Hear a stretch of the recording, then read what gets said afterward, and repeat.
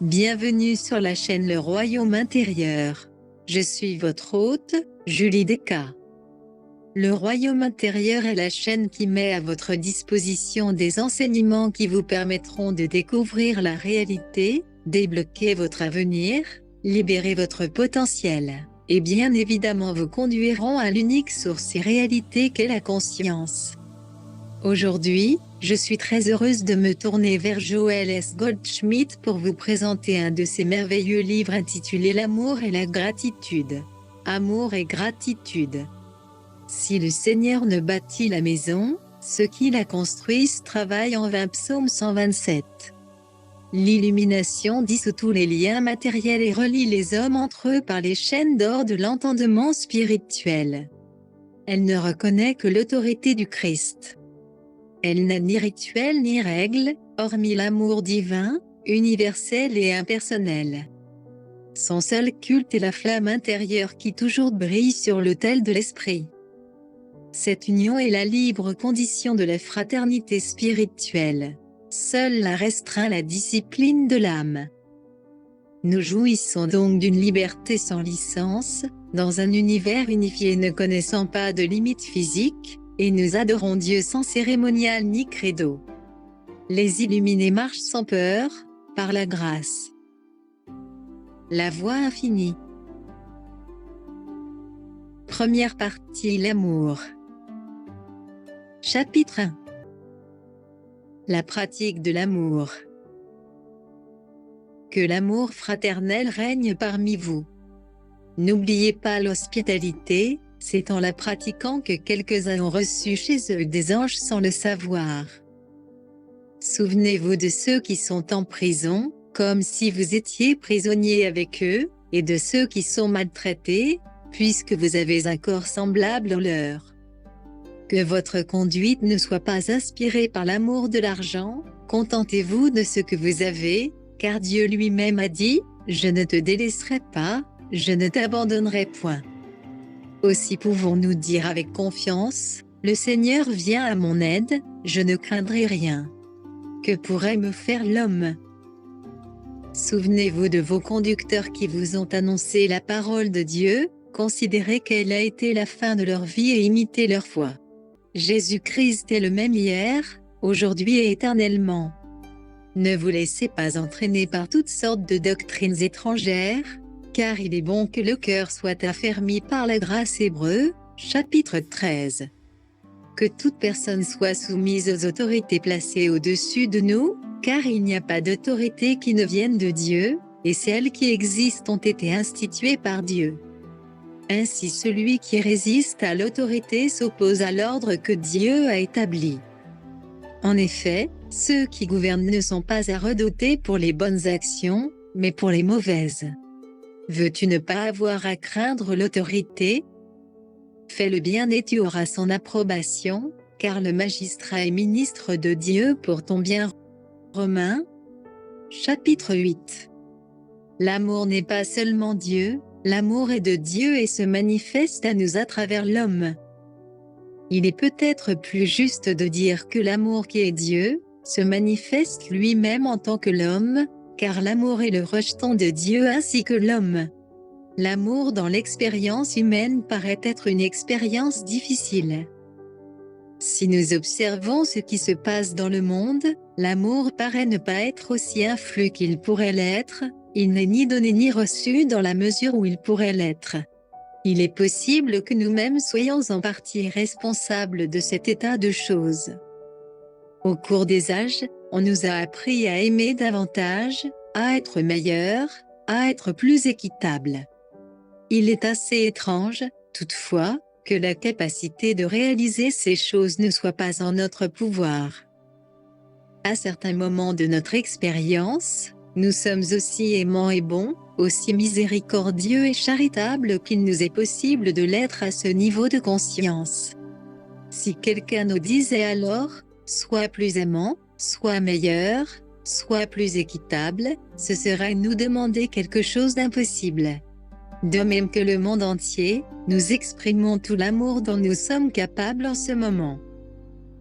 Il est un chemin qui, si nous le suivons, peut nous apprendre à être plus aimants, meilleurs, plus équitables et plus charitables. Il est un moyen qui permet au monde d'exprimer plus d'amour. Mais ce moyen ne consiste pas à rechercher cet amour chez les autres. Cela ne conduit qu'à des déceptions. Demander aux autres d'avoir plus d'amour n'est pas le moyen. Chaque homme et chaque femme sur la face de la terre exprime l'amour qu'il est capable de donner. Il n'y a qu'une seule façon d'accroître cet amour et, si elle était comprise, elle apporterait la paix sur la terre et la bonne volonté parmi les hommes, et rien d'autre. Tout effort humain pour apporter la paix sur la terre a toujours échoué, et cela pendant des milliers d'années. Il ne reste vraiment qu'un seul moyen d'apporter la paix sur la terre, par les voies spirituelles. Au lieu d'attendre l'amour des autres, oublions-les et tournons-nous vers l'amour de Dieu.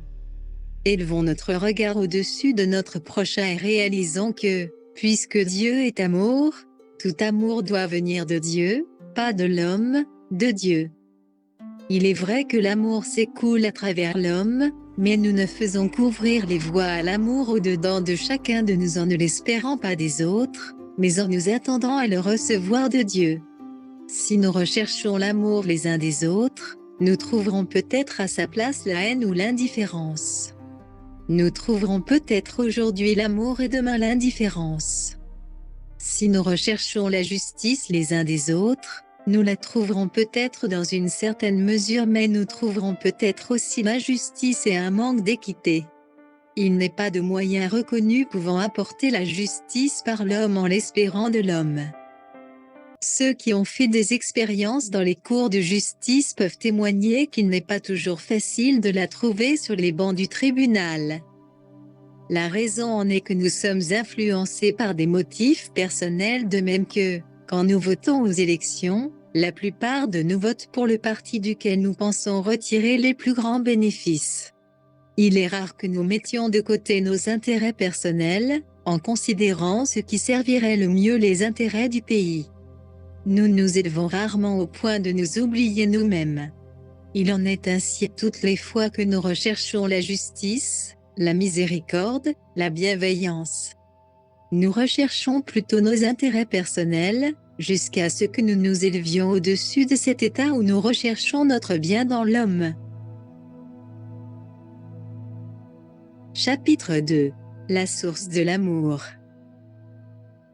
Au moment où vous pourrez dire avec satisfaction, « Je ne crains pas ce que l'homme peut me faire, je n'attends rien de lui, que ce soit des louanges, des honneurs ou la gloire, mais j'attends tout de Dieu. Je n'attends de l'homme ni la bienveillance ni la courtoisie ou la considération, mais je compte sur Dieu. » Vous découvrirez alors que vous avez atteint la source de l'amour, la source de la vie, la source du bien.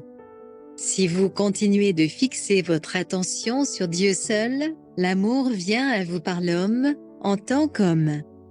L'amour ne vient pas toujours à nous par ceux desquels nous l'attendons. L'amour ne vient pas toujours par ceux desquels nous pourrions l'espérer. Cependant, cela a toujours moins d'importance quand nous développons notre compréhension de l'amour. Dans cette vie, ce que chacun désire est l'amour. Nous recherchons l'occasion de le recevoir, nous cherchons l'occasion de l'exprimer. Nous sommes peut-être tout d'abord quelque peu déçus de ne pas le trouver en ceux desquels nous serions en droit de l'espérer. Toutefois, ce sentiment s'efface bientôt et nous apprenons à être reconnaissants du fait que nos vies sont désormais remplies par l'amour, la joie, la paix, la considération et la coopération, et nous apprenons à l'accepter de ceux par qui Dieu nous l'envoie. Il serait possible d'apporter la paix sur la terre, en quelques mois seulement, tout au plus en quelques années, si nous étions tous avertis de ne pas la rechercher dans l'homme, dans les nations, les politiciens ou au sommet des gouvernements, mais de la rechercher à la seule place où il est possible de la trouver, en Dieu. Que chaque personne soit soumise aux autorités supérieures, car il n'y a point d'autorité qui ne vienne de Dieu. Romains 13, 1. Soyons soumis à Dieu à l'égard de notre amour, tout comme la voie infinie nous apprend à être soumis nous-mêmes à Dieu à l'égard de notre vie. Si nous déclarons « Dieu est la vie éternelle », Dieu est infini, alors la vie éternelle est infinie et cette vie est ma vie. Nous devons, de cette façon, nous soumettre à Dieu en ce qui concerne l'amour. Nous ne devons pas nous soumettre à l'homme, à la femme ou à l'enfant. Nous devons dépendre de Dieu seul en matière d'amour. L'amour est de Dieu. Ainsi ne comptons que sur Dieu pour avoir l'amour et réjouissons-nous quand il vient à nous, exprimé par notre prochain. C'est de cette façon que nous accueillons parfois des anges sans le savoir. Si nous n'attendons rien de personne individuellement, mais tout de Dieu, nous découvrirons que l'étranger parmi nous est l'émissaire de Dieu apportant l'amour. Chapitre 3. L'amour ne connaît pas de limitation. Nous fermons la porte à l'amour si nous l'attendons seulement de notre mari ou de notre femme, de notre enfant ou de nos parents, de notre voisin ou de nos amis.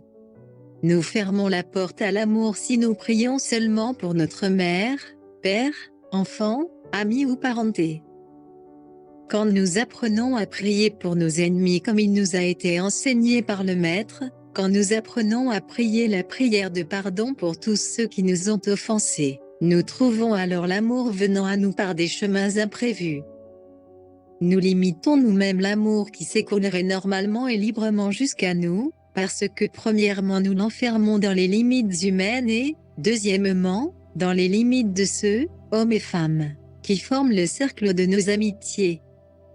Quand nous élargissons notre horizon, quand nous n'attendons plus l'amour seulement de nos amis mais aussi de nos ennemis, par la prière du pardon, nous agrandissons le cercle et nous réalisons que Dieu est la base de tout amour, que Dieu est la source de tout amour.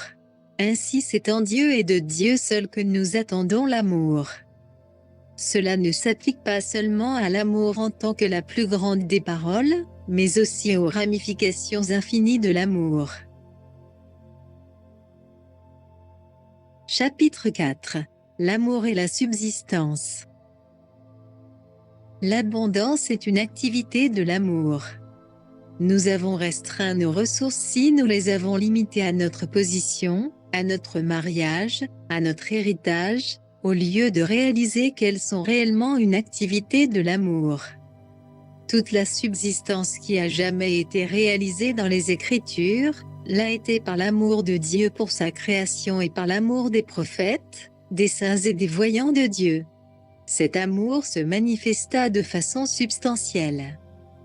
Ainsi, les ressources sont une manifestation de l'amour, et si nous les limitons aux moyens d'expression humains, nous limitons la somme des ressources qui peuvent nous être accordées. Au moment où nous élevons nos regards au-dessus des possibilités humaines et réalisons que Dieu est le principe de l'amour, et par conséquent la source de l'abondance, nous commençons à ouvrir la voie à l'amour qui viendra à nous par d'innombrables nouveaux canaux. Chapitre 5. Le pardon. Nous nous sommes tournés vers l'homme pour obtenir le pardon de nos offenses, de nos fautes et de nos péchés. Souvent par omission nous avons été peu aimants, injustes, malveillants, et quelquefois, si cela est possible, nous devons demander à ceux que nous avons offensés de nous pardonner. Bien souvent ils se sont tellement éloignés de notre existence, que nous n'avons pas la possibilité de les atteindre pour essayer d'obtenir leur pardon. Réellement, il n'est pas nécessaire de chercher à nous faire pardonner par l'homme.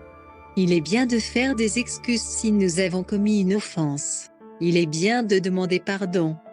Toutefois, que nous recevions ce pardon ou non n'a pas d'importance. L'important est que nous demandions à Dieu de nous pardonner, pas à l'homme. Aussi longtemps que nous recherchons le pardon en Dieu, il nous sera remis à travers l'homme.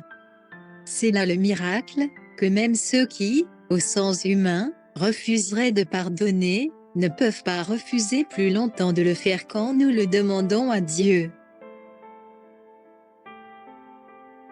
Chapitre 6. L'amour est pratique. Il est étrange, que nous tous dans l'existence humaine, nous cherchions à obtenir quelque chose d'autrui, alors que, Toute expérience spirituelle est de se tourner vers Dieu pour toute chose. Il s'agit là, au commencement, qu'une phase profonde et transitoire de notre expérience.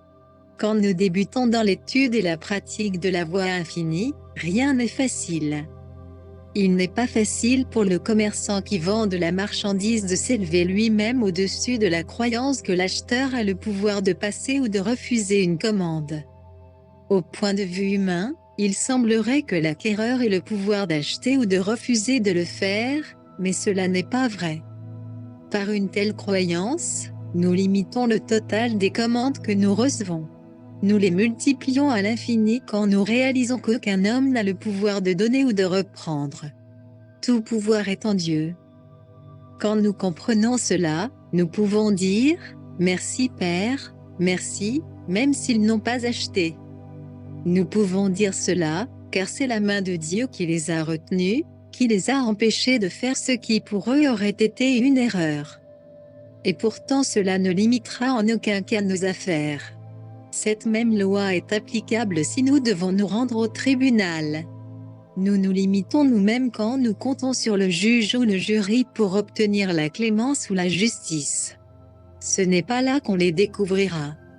Il n'y a qu'un sens humain limité de la clémence et de la justice, même chez le meilleur des juges ou dans le meilleur des jurys.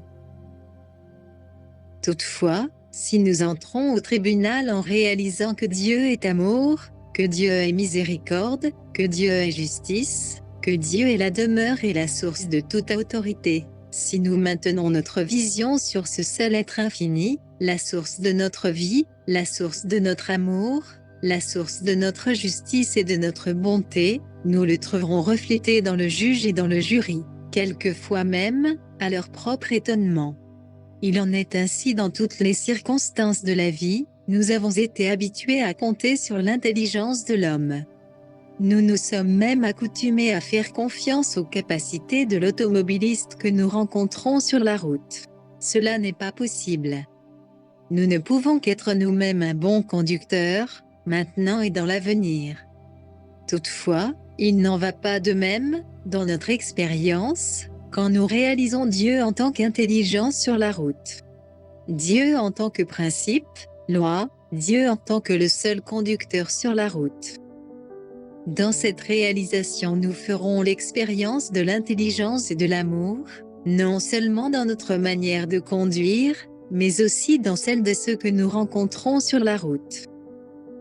Comprenant cela, vous n'espérez plus que les autres soient de bons conducteurs. Chaque conducteur que vous rencontrerez sera intelligent et aimable dans la mesure où vous ne vous y attendrez pas, mais où vous ne compterez que sur Dieu.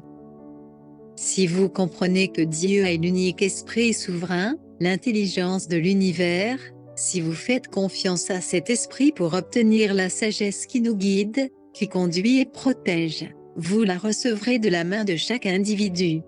Si nous comptons sur Dieu pour vivre au lieu de dépendre de la nourriture, nous trouverons la vie. Nous trouverons la vie éternelle. Si nous comptons sur Dieu pour obtenir l'amour au lieu de l'attendre de l'homme, nous trouverons l'amour rejaillissant sur nous à travers ceux que nous rencontrerons. Si nous comptons sur Dieu pour obtenir la sagesse et l'intelligence infinie, nous les trouverons sur la route, dans les affaires, dans les tribunaux, où que nous soyons. Il n'est pas difficile de réaliser ce changement si nous nous rappelons ce qui suit. Dans toute expérience humaine, nous dépendons les uns des autres. Dans toute expérience spirituelle, nous faisons confiance à Dieu. Souvenez-vous constamment de ne pas compter sur l'homme dans les narines duquel il n'y a qu'un souffle, de ne pas compter sur les princes de ce monde, sur le favoritisme, sur la politique, sur l'homme. Comptez sur Dieu seul et vous découvrirez le sens réel de l'amour. L'homme ne peut pas donner l'amour et l'homme ne peut pas retenir l'amour, mais l'amour que nous recevons par l'homme quand nous nous attendons à le recevoir de Dieu, est l'amour qui nous rend éternellement heureux, joyeux, c'est un amour immuable. Il n'est pas amour aujourd'hui et indifférence demain. C'est l'amour à chaque degré de l'expérience humaine, un amour toujours en expansion. Chapitre 7. La recherche du discernement spirituel. À mesure que l'amour se manifeste de lui-même dans notre expérience, nous avons la possibilité de discerner s'il s'agit de l'amour humain ou de l'amour divin, quand nous l'exprimons. S'il nous est demandé d'exprimer l'amour d'une façon ou d'une autre, dans nos foyers, dans nos affaires, dans notre communauté, nous pouvons toujours nous poser la question, est-ce ce que je m'attends à recevoir de l'amour en retour? Si nous l'espérons, il s'agit d'amour humain, d'un amour limité, d'un amour qui ne satisfait pas vraiment. Personne n'éprouve jamais une grande joie réelle, même s'il s'agit d'un cadeau ou d'une expression d'amour, quand on sait que quelqu'un attend quelque chose en retour. L'amour qui procure réellement de la satisfaction et de la joie, c'est celui que nous savons ne pas donner de nous-mêmes et duquel nous n'attendons rien en retour. Il vient directement du cœur et ne contient aucun désir de récompense. Ceci est un guide pour nous. Quand nous accomplissons ce qui est notre sens du devoir vis-à-vis de notre famille, de nos amis, de notre communauté, de notre prochain, nous devons être sûrs que nous ne nous attendons pas à des remerciements, des appréciations, des récompenses, de la reconnaissance et des louanges. Ne craignez rien, vous recevrez pleinement toutes ces choses. L'erreur est dans la recherche ou l'espoir d'un retour. Ce n'est pas réellement de l'amour si nous l'exprimons ou si nous le donnons dans le but ou l'espoir de recevoir quelque chose en retour. C'est du commerce, comme la fête de Noël d'aujourd'hui. C'est davantage un échange qu'une expression d'amour. Il est possible d'accomplir chaque devoir familial sans avoir réellement le sentiment d'avoir le droit de recevoir quelque chose en retour. Ce n'est pas facile car nous avons été éduqués d'une autre manière. Toutefois, en nous détournant d'un sens humain d'expérience vers un sens spirituel, c'est ce que nous essayons de faire au cours de notre vie dans la voie infinie, nous essayons de suivre l'exemple du Maître. C'est la seule raison pour laquelle nous faisons ce travail. Nous débutons avec l'idée de laisser cet amour s'écouler pendant que nous accomplissons nos devoirs, sans nous attendre à une récompense de la part de l'individu, laissant l'amour s'exprimer de lui, même selon son bon plaisir. Si nous faisons cela en espérant la récompense de Dieu, quelle que soit la récompense qui puisse nous revenir, comptant sur l'amour de Dieu, nous trouverons de nouveaux amis sur la terre.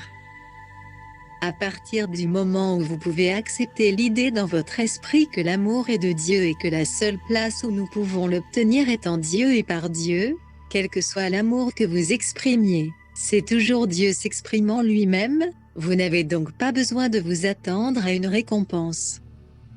À partir de ce moment, vous accédez à une conscience de vie totalement nouvelle, aux valeurs différentes, qui vous montrera ce que veut dire le ciel sur la terre, parce qu'alors, la terre se trouve finalement transposée au niveau du ciel. Dans la mesure où cela nous est possible, entraînons-nous, disciplinons-nous à laisser Dieu exprimer son amour à travers nous sans escompter quelque chose en retour. Ne comptons pas sur l'homme, dans les narines duquel il n'y a qu'un souffle, pour recevoir l'amour. Attendons-le plutôt de l'amour divin.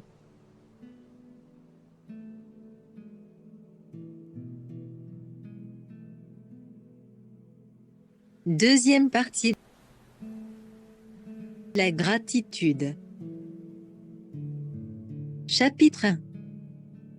La signification de la gratitude.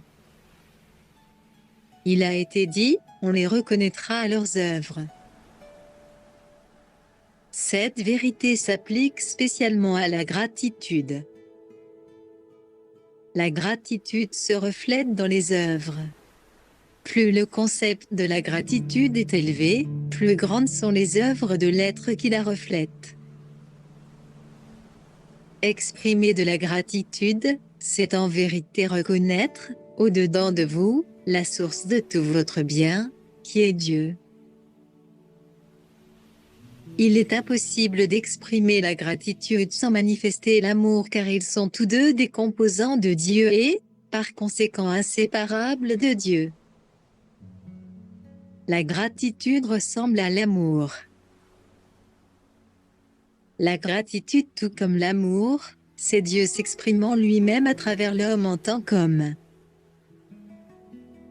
Il est impossible d'aimer sans exprimer Dieu, dans une certaine mesure, par notre conscience, et il en est de même en ce qui concerne la gratitude. Il est impossible d'être reconnaissant sans exprimer Dieu dans une certaine mesure, car la gratitude est de Dieu, pas de l'homme. La gratitude a une signification bien au-delà des mots qu'il exprime, même au-delà de n'importe quelle idée apparentée à la gratitude.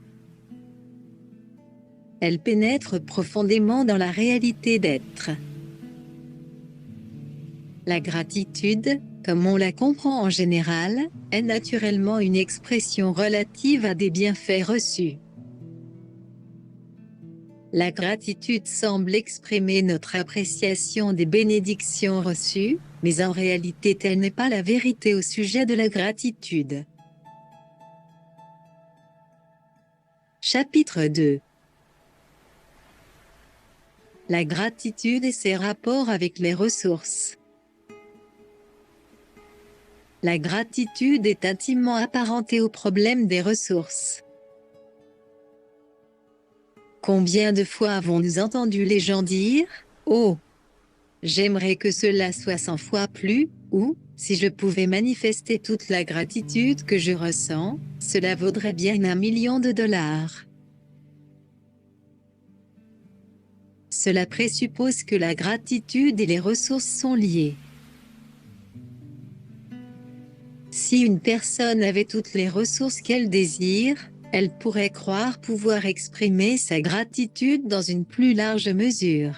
Or, ce n'est pas du tout vrai. N'importe qui pourrait exprimer pleinement sa gratitude s'il comprenait la gratitude dans son sens véritable. Il pourrait exprimer largement sa gratitude au moyen de ses ressources s'il comprenait seulement le sujet des ressources. Il n'y a pas de limite à la gratitude que nous pouvons exprimer puisque l'amour est de Dieu. Il n'y a pas de limite aux ressources que nous pouvons exprimer, même sous forme d'espèces, puisque les ressources sont de Dieu. Le point principal que nous oublions est que Dieu est état d'être individuel.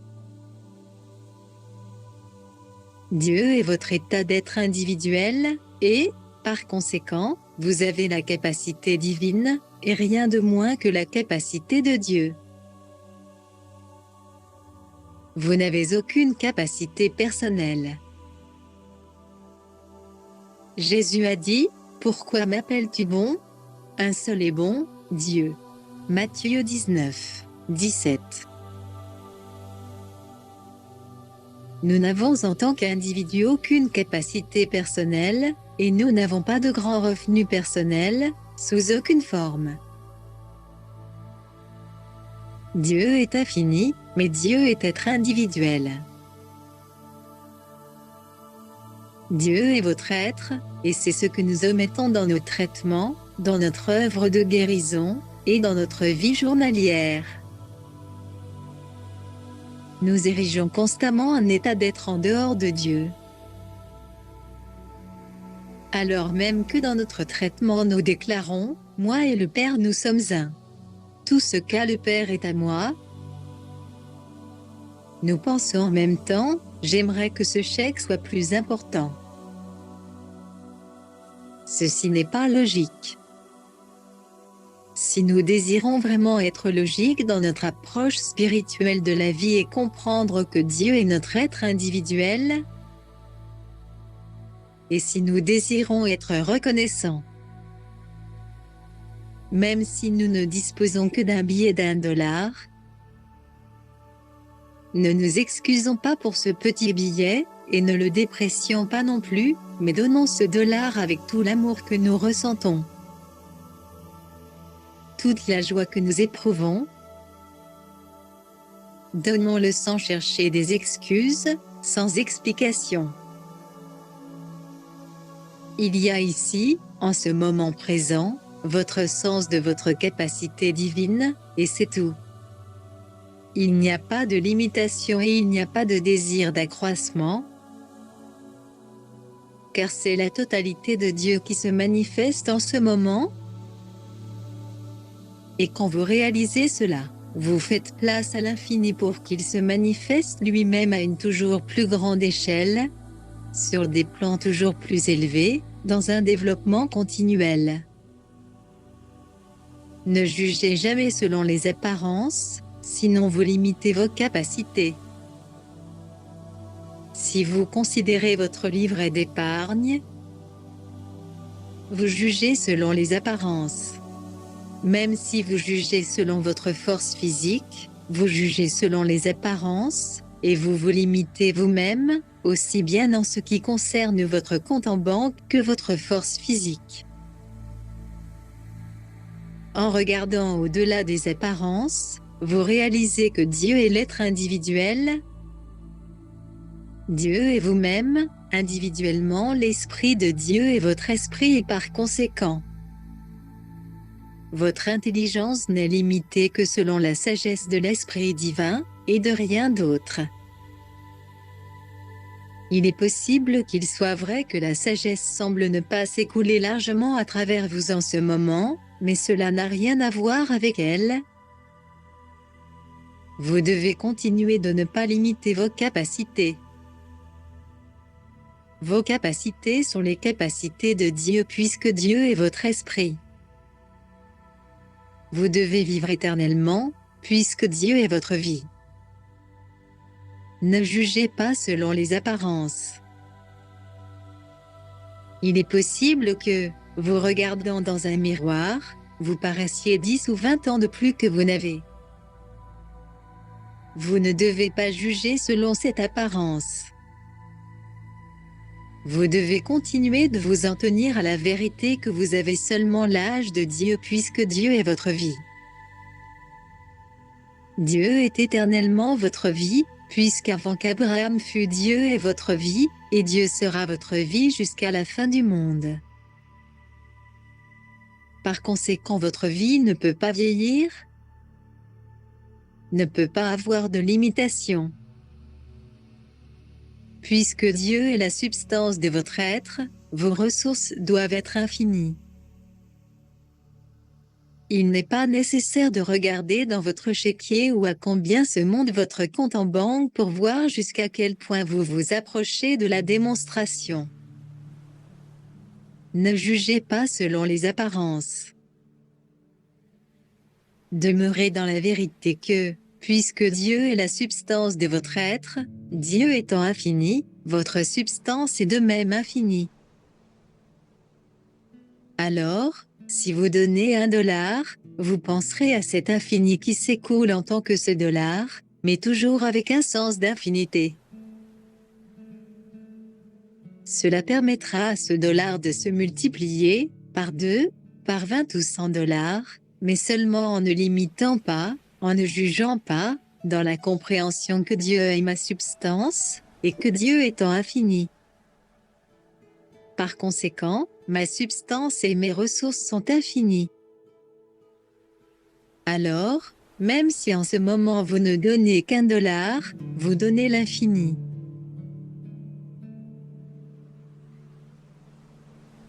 Chapitre 3. La gratitude et ses rapports avec l'amour. L'amour est lié à la gratitude. L'amour est lié aux ressources. L'amour concerne les soins et la protection. Les exposés de vérité se rapportant à l'amour s'appliquent tout aussi bien à la gratitude car tous deux sont des attributs de Dieu, la vie, la paix, la joie, l'harmonie, etc. Combien d'amour pouvons-nous exprimer? Il est stupide de dire « j'aimerais être plus affectueux ». C'est ridicule car vous ne pouvez pas être plus aimant. Vous ne pouvez pas être moins aimant, puisque Dieu est le seul amour que vous ayez. Dieu est infini, par conséquent vous possédez l'amour infini, et l'amour infini s'exprime par vous et pour vous. Ceci est le point qui fait chavirer beaucoup d'existences. Nous croyons que certaines personnes peuvent nous donner davantage d'amour et que d'autres retirent leur amour. C'est là une erreur fatale. Personne ne peut nous donner plus d'amour qu'il ne nous donne et personne n'a le pouvoir de s'empêcher de donner de l'amour. L'amour, c'est Dieu s'exprimant lui-même, et Dieu ne peut pas s'exprimer d'une façon finie. Dieu ne peut pas s'exprimer lui-même sous une forme limitée, par une voix limitée ou une quantité limitée. L'erreur consiste à attendre l'amour d'une personne. Une personne n'a pas d'amour à donner. L'amour est de Dieu. En fait, l'amour est Dieu. Dieu est l'amour. Si vous attendez l'amour d'une personne, vous trouverez souvent la haine, ou vous trouverez un amour qui se change en haine. L'erreur, donc, n'est pas dans les autres personnes. L'erreur ne vient pas de ceux qui cessent de donner l'amour ou qui semblent en manquer. L'erreur vient de nous-mêmes, quand nous espérons recevoir de l'amour d'une personne ou si nous la condamnons pour nous avoir retiré son amour. Elle ne peut pas retirer ce qui ne lui appartient pas. L'amour est de Dieu. Au moment où nous détournons nos pensées de l'idée qu'une personne peut donner ou retirer l'amour, nous le trouvons se déversant lui-même sur nous avec une abondance infinie. Bien que ne venant pas toujours de ceux desquels nous l'avons espéré ou pas toujours de ceux de la part desquels nous aurions le droit de l'espérer. Il n'est pas dans nos possibilités de changer les gens dans leur démonstration. Tout ce que nous pouvons changer, c'est notre propre démonstration. Si nous ne recevons pas assez d'amour dans le monde, cessons de l'attendre des gens et attendons-le de Dieu. Il apparaîtra, quoique pas toujours par la personne de laquelle nous l'espérions. Ceci est l'une des choses que nous devons apprendre, qu'il ne nous appartient pas de déterminer de quel côté l'amour doit venir, il doit venir de Dieu.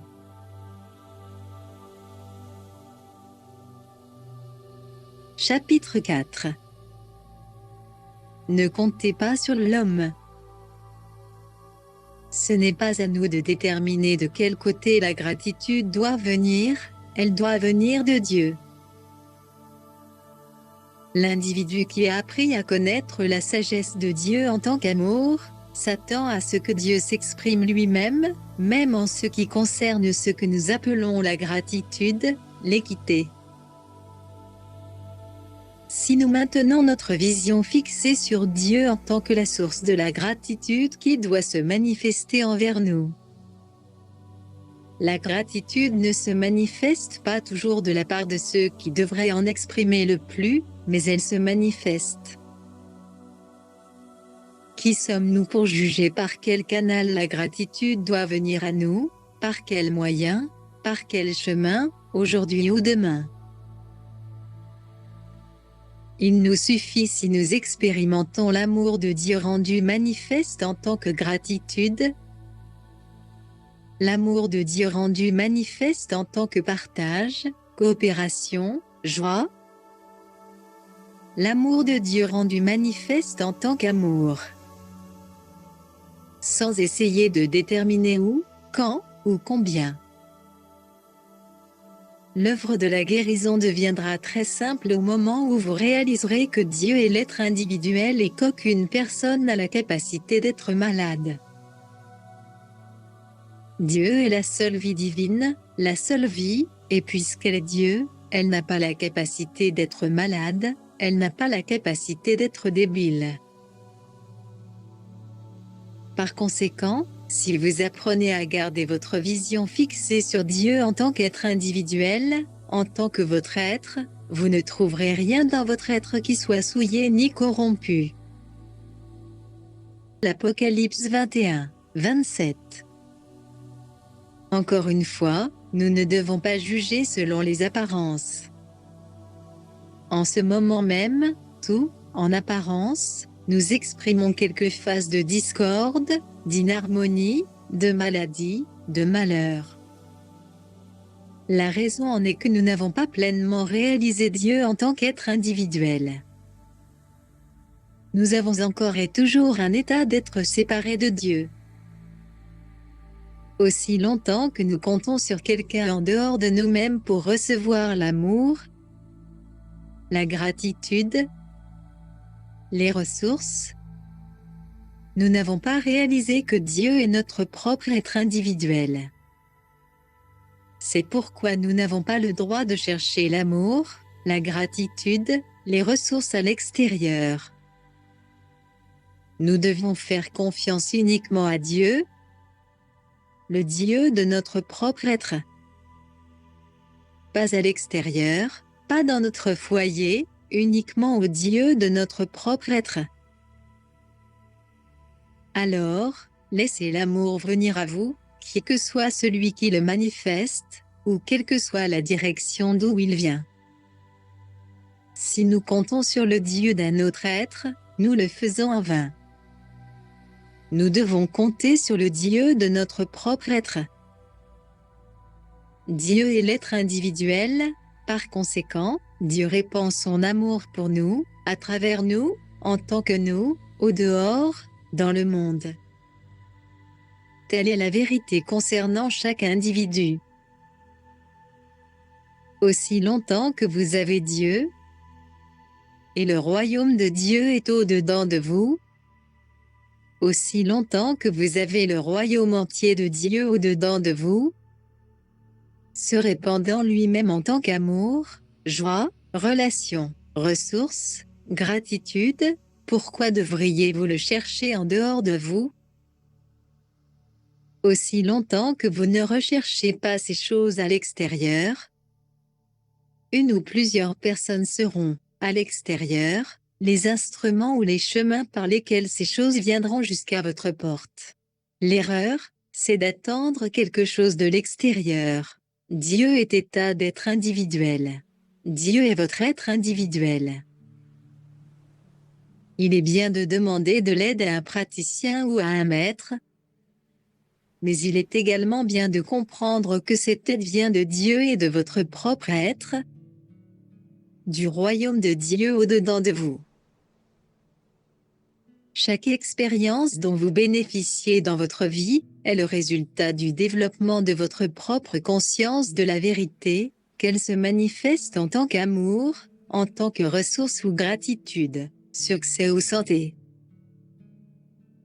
Peu importe de qui ces choses semblent venir, que ce soit d'un mari ou d'une femme, d'un parent, d'un enfant ou d'un ami, c'est le développement de votre propre conscience de la vérité. Au moment où vous réalisez Dieu en tant qu'état d'être individuel, au moment où vous réalisez Dieu en tant que votre propre état d'être individuel, l'infini du bien est obligé de se développer, venant du dedans de vous, à travers vous vers le monde, rien de moins que l'infini. Alors vous n'avez jamais besoin de vous excuser car vous ne manquez jamais de rien. Vous n'avez jamais d'insuffisance. Qu'il s'agisse de force ou bien du pouvoir de guérison, de compréhension, de gratitude, ou qu'il soit question de ressources. Vous ne pouvez manquer de rien si votre source est Dieu. Cette source est infinie. Lorsque vous la personnalisez et que vous avez un état d'être en dehors de Dieu, alors si vous êtes appelé à nourrir 4000, 5000 hommes, plus les femmes et les enfants, vous ne pouvez pas le faire. Vous expliquez que vous n'avez pas assez de fermes, de granges ou d'entrepôts, que vous n'avez pas un compte en banque assez important. Vous avez fait appel au sens personnel dans l'espoir de pouvoir répondre à la demande qui vous est faite. Et naturellement vous ne pouvez pas y faire face. Vous pourriez tout aussi bien être un praticien ayant à guérir une centaine de personnes souffrant de maladies diverses et vous diriez alors, oh, oh, c'est impossible, je ne pourrai jamais guérir tous ces gens de toutes ces maladies. Vous ne le pourriez certainement pas par vous-même. Vous n'avez rien avec quoi vous puissiez le faire, mais par votre compréhension de Dieu en tant que seule loi de l'être, vous avez la capacité de guérir de Dieu, et vous pourrez guérir des multitudes. Personne ne peut savoir ce qui lui sera demandé demain ou dans les années à venir. Il vous sera peut-être demandé de nourrir plusieurs centaines de gens ou il vous sera être demandé de guérir plusieurs milliers de gens et vous vous demanderez d'où viendront les ressources et le pouvoir de guérir. Cela viendra de Dieu, à travers vous, au moment où vous réaliserez que Dieu est votre être individuel et que tout ce qui vous est demandé peut être réalisé. Rien ne peut jamais vous être demandé que vous ne puissiez accomplir, qu'il s'agisse d'amour, de joie, de gratitude ou de ressources, puisque cela ne vient pas de vous mais de Dieu. Si cela est nécessaire, il y aura multiplication de pain et de poissons, mais ce ne sera pas vous qui les multiplierez, pas plus que Jésus ne le fit. Dieu fera les œuvres. Jésus leva les yeux vers le Père et les pains et les poissons se multiplièrent. En d'autres termes, Jésus reconnut, je ne peux rien faire de moi-même, mais le Père au-dedans de moi multiplie les pains et les poissons, et même il met l'argent dans la bouche du poisson. Quand vous réalisez que Dieu est votre aptitude, vous avez une aptitude infinie. Alors, en dépit des apparences, vous ne vous excusez pas, vous n'expliquez jamais rien, vous vous en tenez seulement à la vérité de l'être. Ne vous excusez jamais pour une imitation. Ne vous excusez jamais pour un manque de démonstration.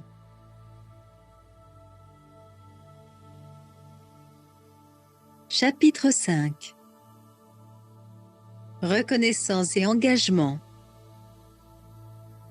Personne n'a le droit, à cette phase-ci de développement, d'espérer que quelqu'un parmi nous ait atteint pleinement l'état christique. Certains d'entre nous pourront peut-être l'atteindre aujourd'hui ou demain. En outre, il est possible que d'autres l'aient atteint mais ils ne sont pas connus du grand public.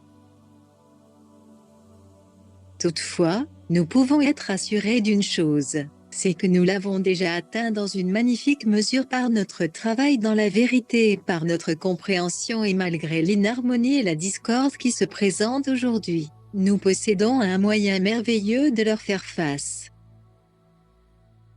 Quelle est cette chose merveilleuse? La réalisation de Dieu en tant qu'état d'être individuel. Si nous continuons de progresser dans ce développement et si nous continuons d'obtenir de plus vastes réalisations, nous l'exprimerons par de plus grandes démonstrations, toutefois, seulement si nous partons d'un principe. Nous devons savoir quel est le principe, et le principe commence avec le mot Dieu. Pas Dieu séparé ou en dehors de vous.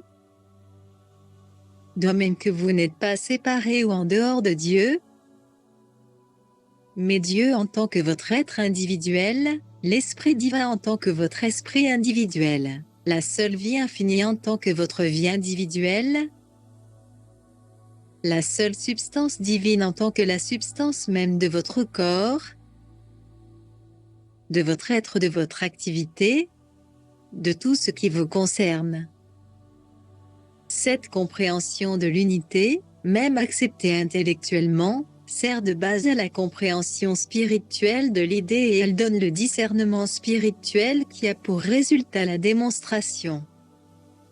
Souvent nous avons besoin de la lettre, de cette lettre exacte de la vérité comme base.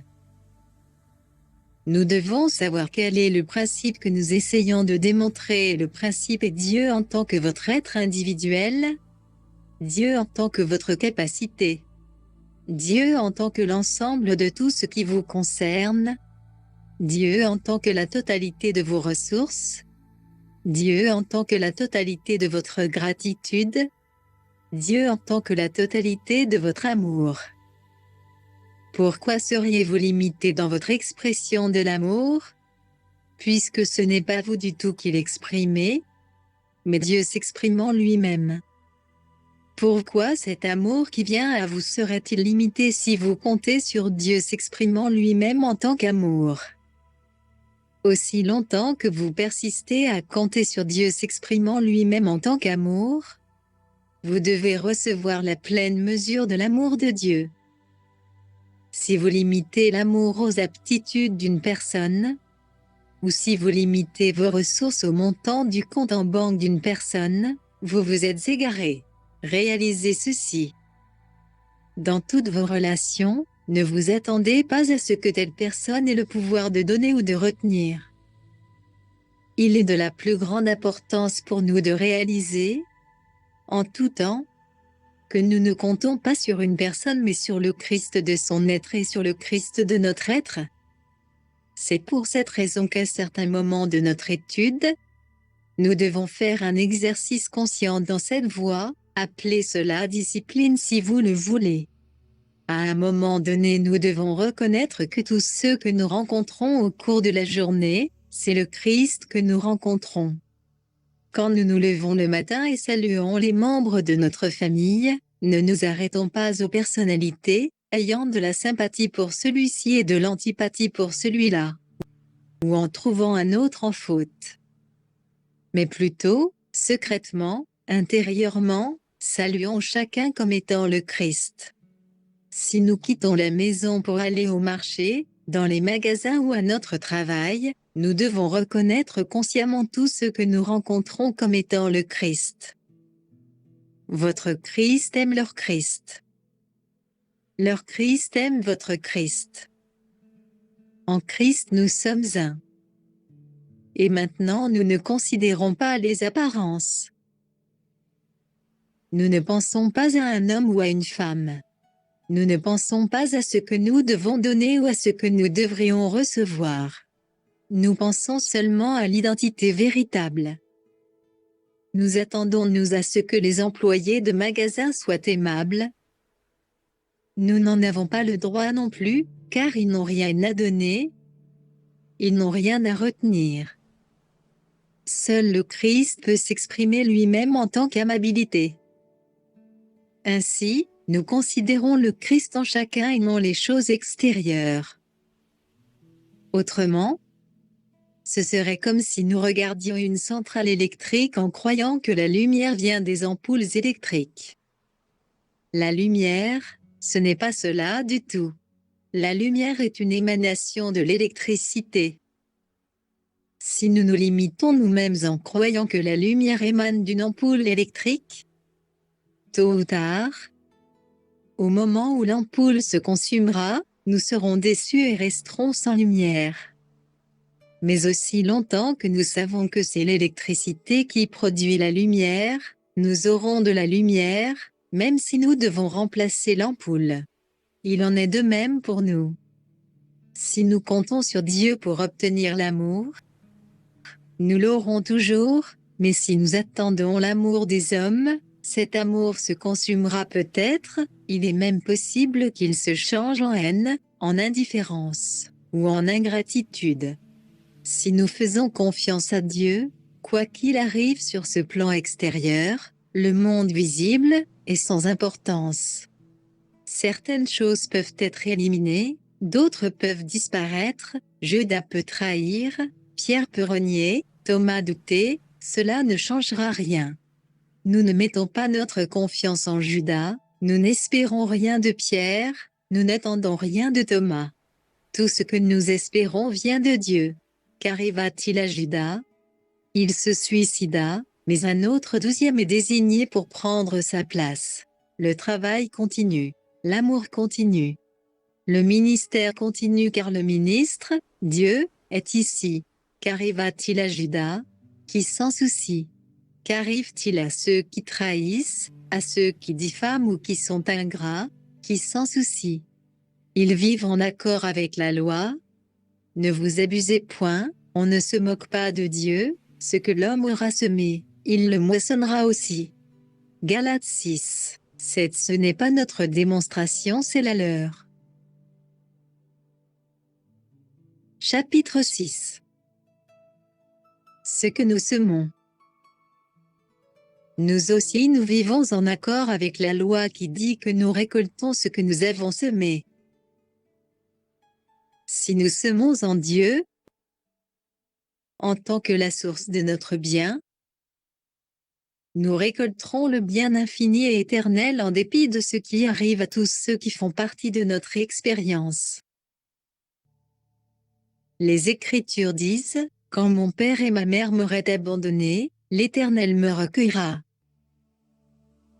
Psaume 27, 10. Il est possible que des pères et des mères abandonnent leurs enfants, il est possible que des enfants abandonnent leurs parents. Aussi, nous ne devons rien attendre d'un père, d'une mère ou de nos enfants. Nous devons faire confiance à Dieu, nous devons toujours semer pour Dieu.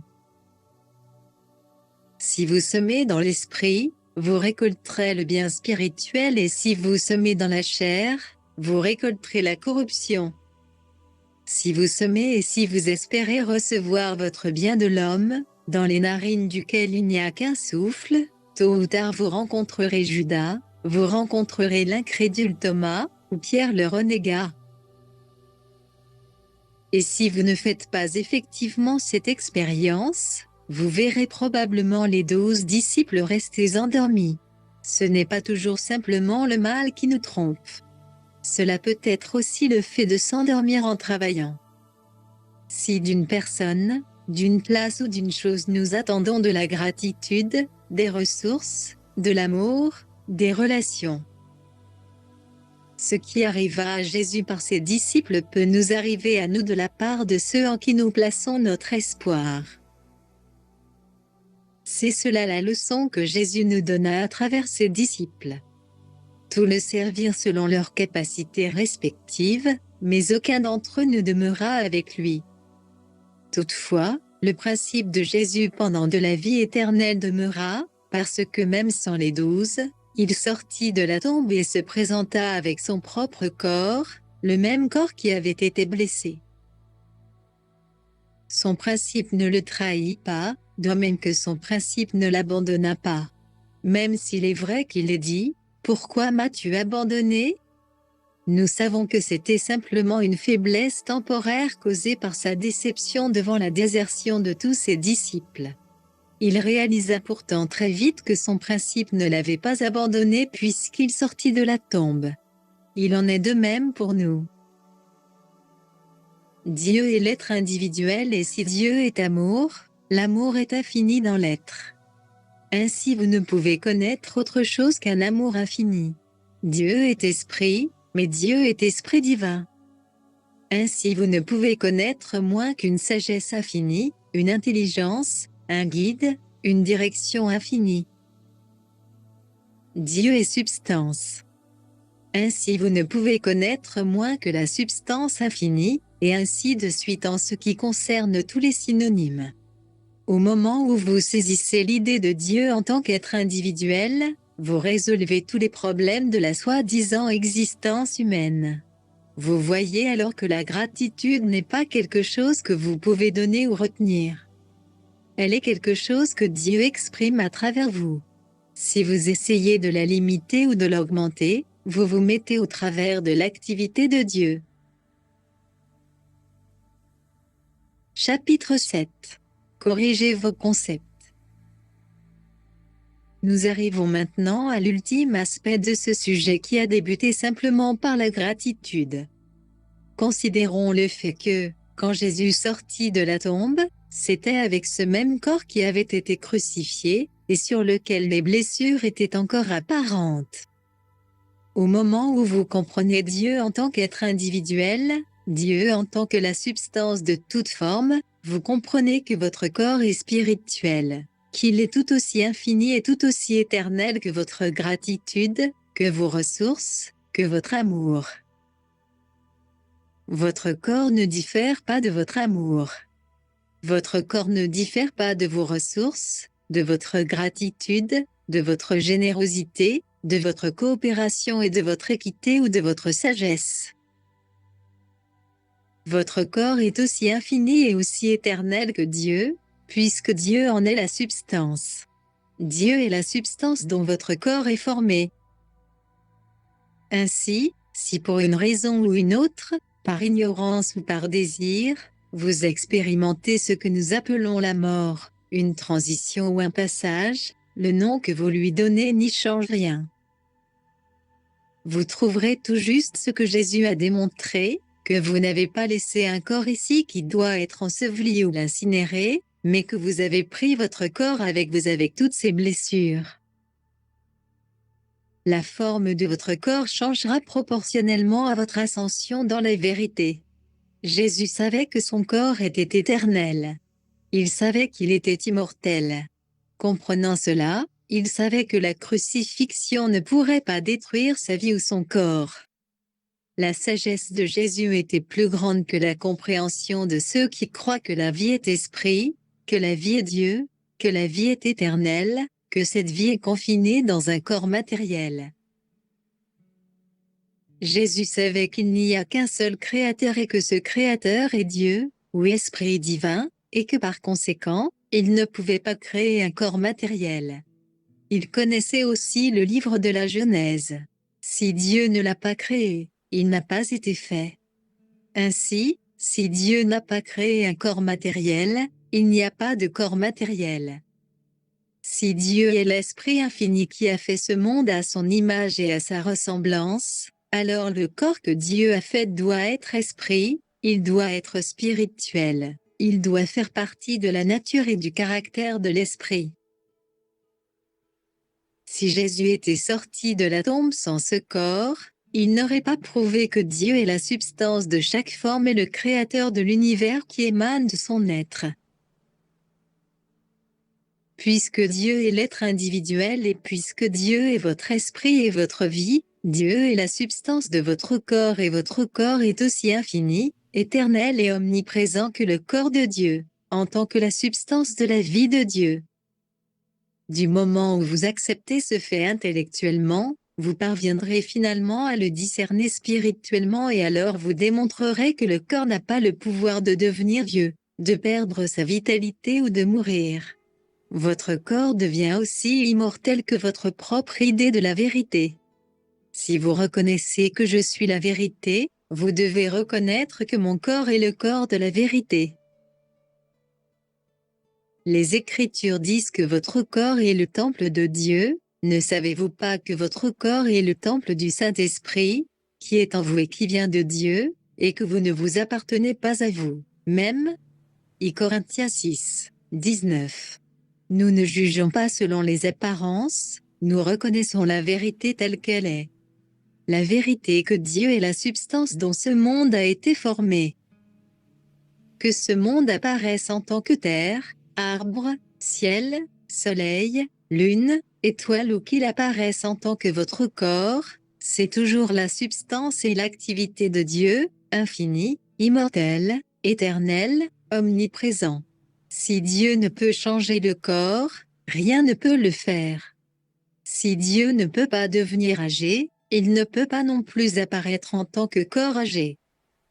Ainsi, le corps est immortel et éternel, et tant que vous n'avez pas compris cela à propos de la résurrection du Maître, vous avez perdu le principal. Il est des raisons pour lesquelles nous devons comprendre cela. Il est insensé de notre part d'être des étudiants de la voie infinie, prétendant savoir et avoir quelque chose, et continuer d'être aussi malades que les autres gens, aussi vieux que les autres gens et tout aussi décrépits que les autres gens.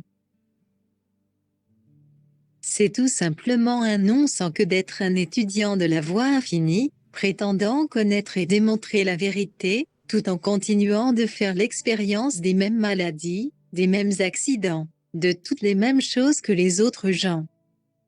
On nous a appris à sortir et à nous séparer du monde, nous devons en sortir et en être séparés, pas en prétendant simplement avoir démontré la plénitude de l'intelligence du Christ, non, mais en revendiquant un développement progressif de l'état christique. C'est seulement par notre application constante à faire des efforts vers notre but que nous pouvons, d'année en année, exprimer le Christ toujours un petit peu plus, pas seulement par notre aimable bienfaisance ou en nous comprenant les uns les autres, pas seulement par une plus grande charité les uns pour les autres, mais aussi par notre apparence physique. Comment pourrions-nous prétendre être chaque année un peu plus aimables, un peu plus gentils, un peu plus justes, et en même temps nous appesantir sur le fait que chaque année nous devenions un peu plus âgés, un peu plus faibles? Cela n'est pas conséquent. Il est nécessaire, de par notre étude de la voie infinie, que nous comprenions Dieu en tant qu'amour. Par conséquent, nous devons démontrer plus d'amour, plus de justice, plus de bonté, plus de paix envers les autres.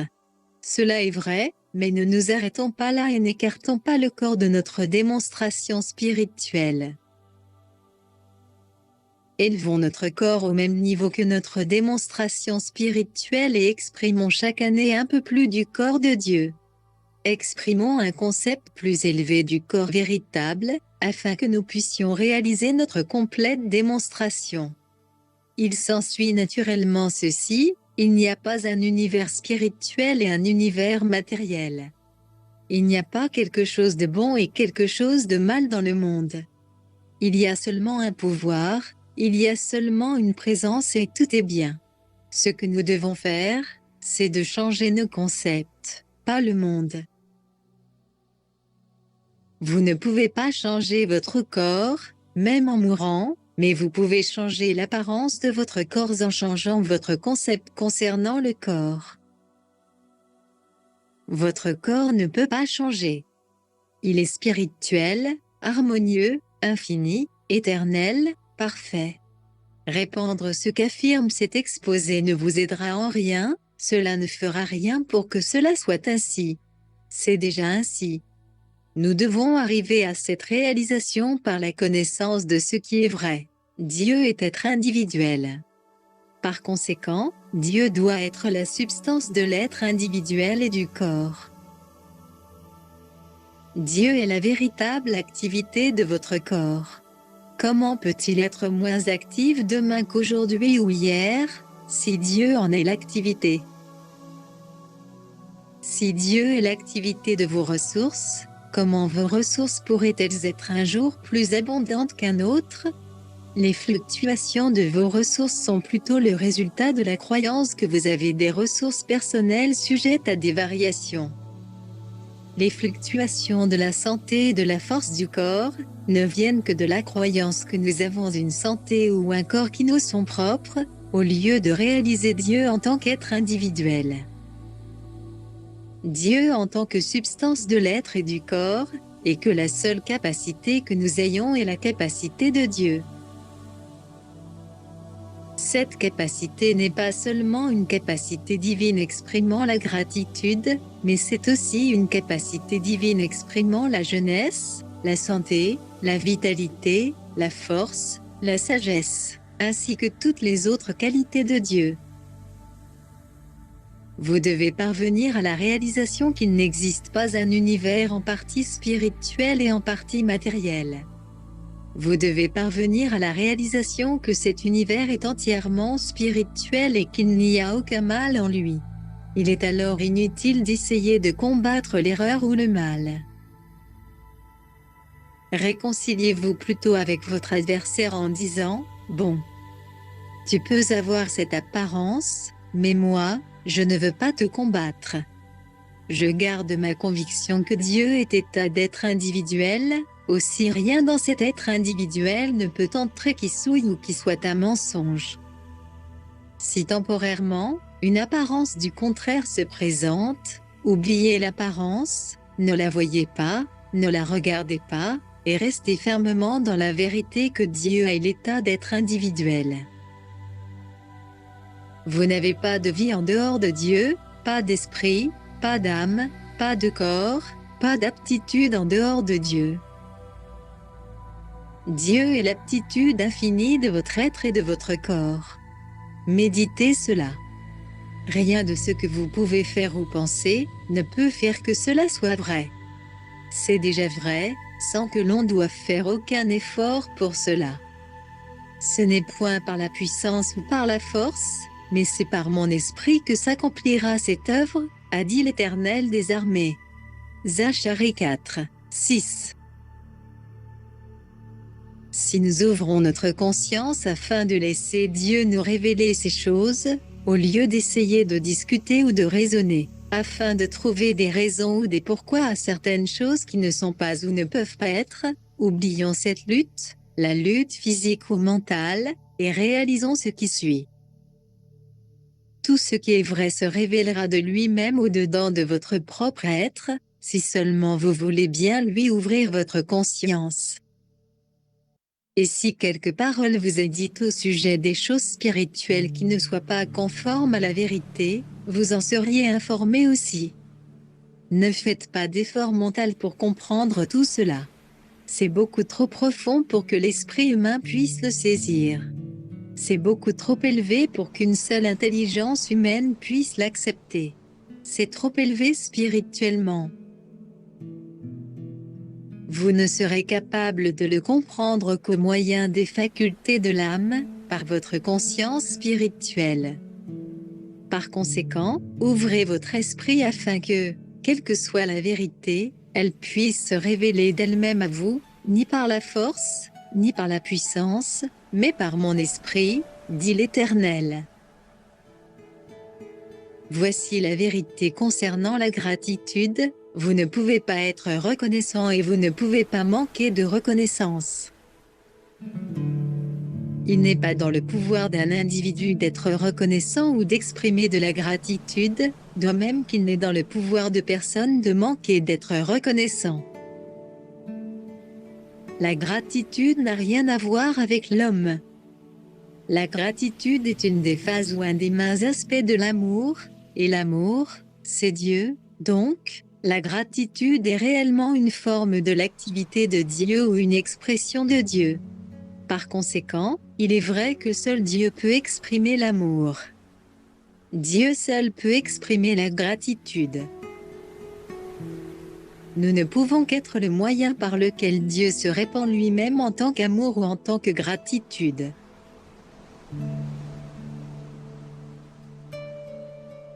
Si la vidéo vous a plu, alors n'oubliez pas de la liker en cliquant sur le pouce tourné vers le haut.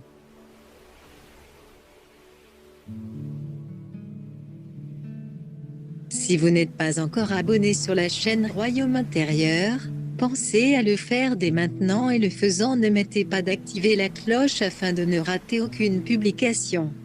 En plus, partagez la vidéo à toutes les personnes que vous aimeriez voir grandir spirituellement. Au revoir et à bientôt.